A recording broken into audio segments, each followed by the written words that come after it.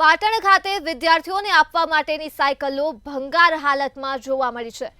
તો વિદ્યાર્થીઓને આપવા માટેની સાયકલો ભંગાર હાલતમાં જોવા મળી છે, ત્યારે સરસ્વતી સાધના યોજનાની સાયકલો ભંગાર હાલતમાં જોવા મળી રહી છે। પાટણ ખાતે જેના દ્રશ્યો સામે આવ્યા છે, ત્યારે તંત્રની બેદરકારીના કારણે આ સાયકલો ભંગાર હાલતમાં જોવા મળી છે અને ધૂળ ખાઈ રહી છે। ત્યારે 2015ની શાળા પ્રવેશોત્સવની સાયકલો હજુ પણ વિદ્યાર્થીઓને આપવામાં આવી નથી। વહીવટી તંત્ર દ્વારા હવે આ સાયકલોની હરાજી કરી દેવામાં આવશે। ત્યારે 504 સાયકલોની કિંમત રૂપિયા 12.60 લાખ છે।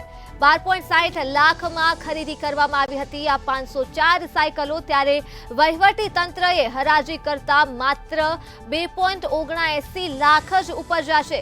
તંત્રની ઘોર બેદરકારી સામે આવી છે, જેના કારણે આ સાયકલો ભંગાર હાલતમાં જોવા મળી છે। વર્ષ 2015ની શાળા પ્રવેશોત્સવની સાયકલો વિદ્યાર્થીઓને 2024માં પણ આપવામાં નથી આવી। ત્યારે વહીવટી તંત્ર દ્વારા હવે આ સાયકલોની હરાજી કરવામાં આવી અને 504 સાયકલોની કિંમત રૂપિયા 12.60 લાખ હતી, જે હવે હરાજી કરતા જ માત્ર 2.79 લાખ જ ઉપજ્યા છે।